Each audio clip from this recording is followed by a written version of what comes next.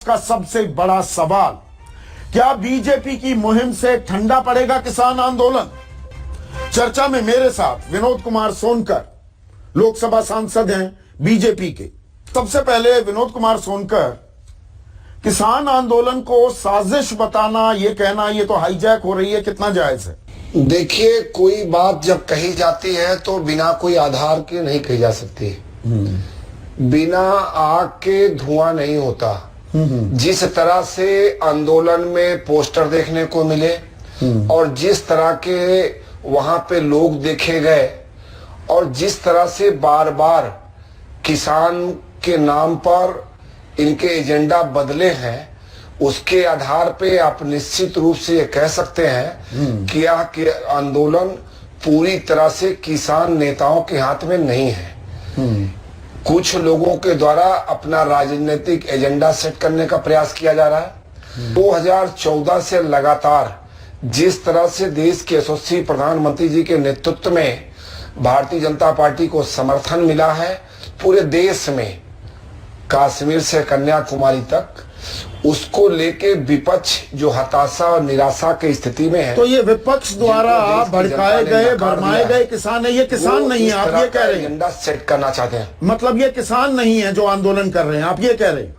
ये आतंकवादी हैं, खालिस्तानी हैं, भी टुकड़े टुकड़े गैंग के हो गए। नहीं, मैं ये नहीं कह रहा हूँ। हाँ। इसमें किसान भी है, गैर किसान भी है, और इसका प्रत्यक्ष प्रमाण था जो एनआरसी जिस समय देश में लागू हुई थी, उस समय भी क्या क्या चीजें देखने को मिली, और बाद में उस आंदोलन में कैसे कैसे लोग थे, क्या क्या हुआ, वो देश ने भी देखा और आपके सम्मानित चैनल पे भी लोगों ने देखा है। विनोद कुमार सोनकर, एक तरफ आप किसानों को आतंकवादी, खालिस्तानी, टुकड़े टुकड़े गैंग बता देते हैं, एक तरफ बातचीत भी हो रही है। मतलब ये दोनों चीजें कैसे चल रही हैं साथ में? या तो ये आतंकी है, खालिस्तानी है, ये टुकड़े टुकड़े गैंग है, ये आंदोलन हाईजैक हो चुका है। हाईजैक हो चुका है तो क्यों बात कर रहे हैं इनसे?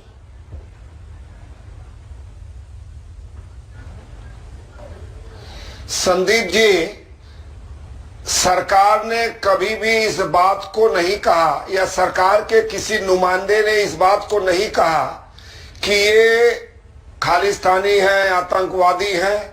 लेकिन इस बात को जो आपके चैनल हो या देश के मीडिया के अन्य चैनल हो, जिस तरह से इस तरह की फोटो देखने को मिली और जिस तरह से किसान नेताओं के नाम पर ये लोग बार बार सरकार से जब जाते हैं अलग अलग तरह की मांग करते हैं, तो ये लोग खुद ही दिशा भ्रमित हैं। जहां तक बात करने की बात है, एक जिम्मेदार सरकार बात करेगी। नाजायज मांगे हैं विनोद भाई, आप ये कह रहे हैं? ये मांगे जायज नहीं है, किसानों को कानून समझ में नहीं आया। जो लोग आज एमएसपी के कानून बनाने की बात कर रहे हैं, इन लोग, ये किसान नेता जो किसान की बात कर रहे हैं, आजाद भारत में कभी भी इन्होंने कि एमएसपी को कानून बनाने की बात नहीं की।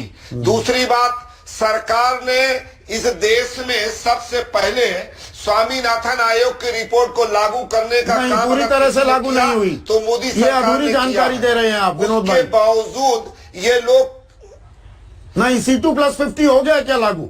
C2+50 कहा था ना स्वामीनाथन आयोग ने, वो लागू हुआ क्या? A2+FL हुआ है ना लागू? संदीप जी, मैं वही कह रहा हूँ, सरकार ने लागू करना शुरू किया है और सरकार लगातार लागू कर रही है। नहीं, बिल्कुल, सरकार लगातार फेज वाइज उन चीजों को लागू कर रही है। ये किसान नेता कहाँ थे जब इस देश में लंबे समय से स्वामीनाथन आयोग की रिपोर्ट को ये लागू करवाना छोड़िए, इन लोगों ने मांगा तक नहीं था। विनोद भाई, देश के सबसे मुझे ये बताइए स्वामीनाथन आयोग की रिपोर्ट को लागू करना शुरू किया। धान का समर्थन मूल्य क्या है? 1868 रुपए। कितने में बिक रहा है? 1100 रुपए। मक्का 1850 रुपए बिक रही है, 900 रुपए। कपास 5515 रुपए बिक रही है, 3200 रुपए। मूंग की दाल 7219 रुपए बिक रही है, 4500 रुपए। ये मैं गलत आंकड़े तो नहीं बता रहा। इसी बिचौलियों से बचाने के लिए सरकार ने किसानों को इस बिल के माध्यम से एक और प्लेटफॉर्म दिया है, जिस प्लेटफॉर्म पे किसान चाहे अपना माल, अपनी उपज जाके बेच सकता है। ये जो आप रेट, सरकार का रेट भी है, उससे कम रेट पे जो बिक रहा है, ये बिचौलिए लोग हैं। तो इस कानूनी बिचौलियों जामा को पहना दो सरकार ना, समाप्त यही तो करना मांग है चाहती किसानों की। अगर एमएसपी उसमें को ये लागू समाप्त नहीं होने देना उसकी चाहती। लीगल गारंटी दे दो। क्यों नहीं देते लीगल गारंटी?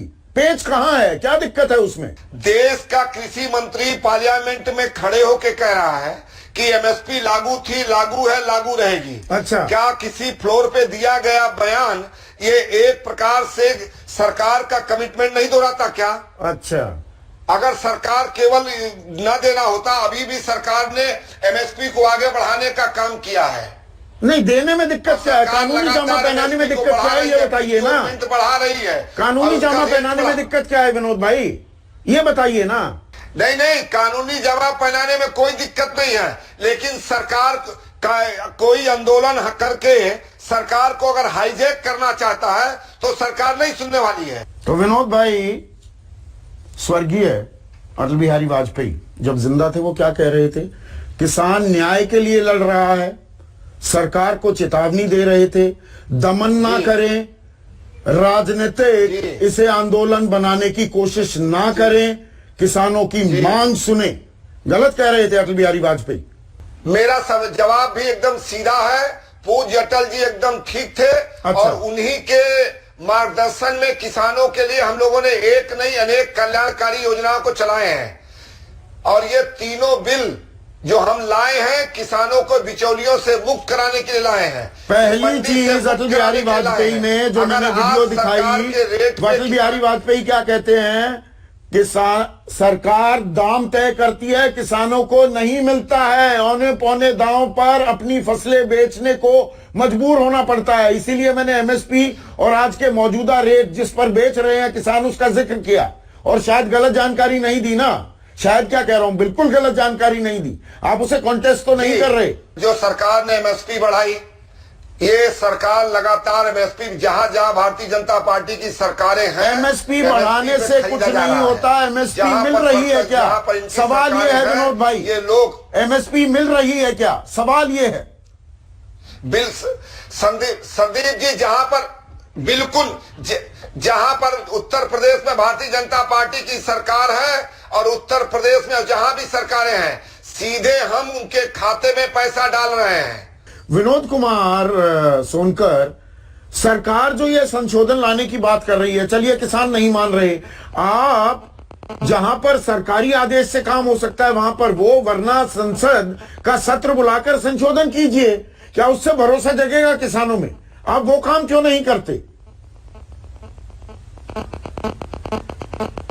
एक मिनट अखिलेश बाबू, विनोद कुमार सोनकर। हाँ, मैं आपको एक बात बता दूं।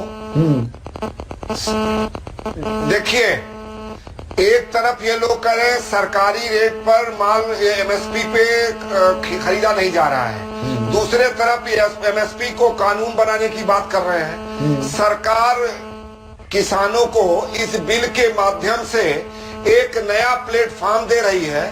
तुष्ट हो तो वो जहां चाहे अपना माल बेच सकता है। और कांग्रेस के प्रवक्ता से, इतने वरिष्ठ अखिलेश जी हैं, इनके मुंह से शोभा नहीं देता।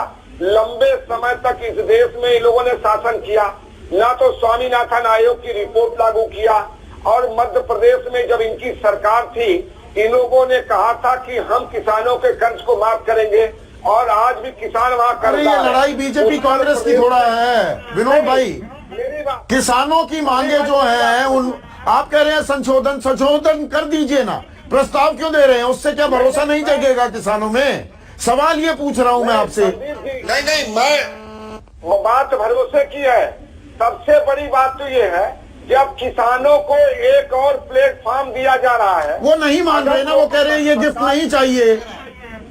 आप देखिए, नहीं, मैं ये कहना चाह रहा हूँ, अगर कोई किसान नेता आके बताता है कि इस बिल में ये कमी है। भाई आप रहने दीजिए एक मिनट, वैसे ही ऑडियो में दिक्कत आ रही है आज। नहीं, सरकार बात करने को तैयार है। अब अगर कोई ये कहे कि पूरी के पूरी बिल रद्दी है, पूरी के पूरा काला कानून है, सरकार किसानों को एक और अगर प्लेटफॉर्म दे रही है कि अगर, अरे किसी ने मांगा ही नहीं, किसी ने मांगा ही नहीं, अध्यादेश ले आते हैं फिर ध्वनि मत से पास करा देते हैं। ऐसी अफरा तफरी क्यों मची हुई थी? कोई अफरा तफरी नहीं है, कोई अफरा तफरी नहीं है।